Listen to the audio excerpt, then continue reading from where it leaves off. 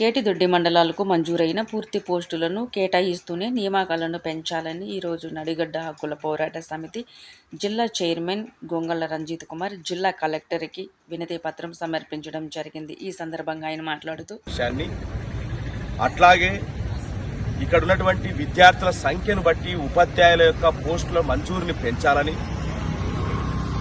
ఈ జిల్లా పైన అక్షరాస్యత పరంగా ప్రత్యేక దృష్టి పెట్టి ప్రత్యేక కార్యాచరణను ప్రకటించాలని చెప్పేసి ఈరోజు నడిగడ్డ హక్కుల పోరాట సమితి ఆధ్వర్యంలో జిల్లా కలెక్టర్ గారికి వినతి పత్రం సమర్పించడం జరిగింది.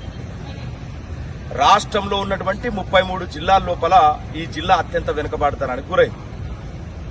ఈ ప్రాంత పాలకులు కావచ్చు, అనేక కారణాలు కావచ్చు, ఈ ప్రాంతం పైన విద్య పైన చిత్తశుద్ధి లేక ఈ ప్రాంతం విద్యకు దూరమై అనేక రకాలుగా అభివృద్ధికి, సంక్షేమానికి, చైతన్యానికి దూరంగా నెట్టివేస్తున్నటువంటి సందర్భంలో ఈ జిల్లా పైన ప్రత్యేక దృష్టి పెట్టాల్సిన అవసరం ఉన్నదని, రేపు రాబోయే డిఎస్సిలో కావచ్చు పోస్టుల యొక్క మంజూరును పెంచాలని, అట్లాగే ఇప్పటికే ముఖ్యంగా గట్టు మరియు కేటితోటి మండలాల లాంటి మండలాలు ఏవైతే ఉన్నాయో అట్లాంటి మండలాల లోపల కూడా ఒక్కొక్క స్కూళ్ళ లోపల 400 మంది విద్యార్థులుంటే 2 టీచర్లు, 200 మంది విద్యార్థులుంటే 1 టీచర్, 1 టీచర్ ఉన్నటువంటివి 2 టీచర్ ఉన్నటువంటి స్కూళ్లు కూడా గట్టు మరియు కేటితోటి మండలాల్లో ఎక్కువ ఉన్నాయి.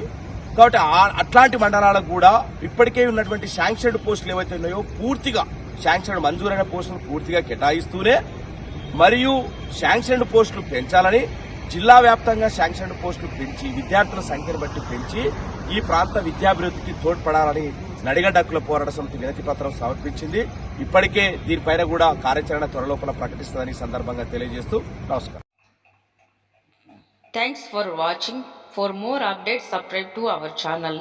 Thank you so much.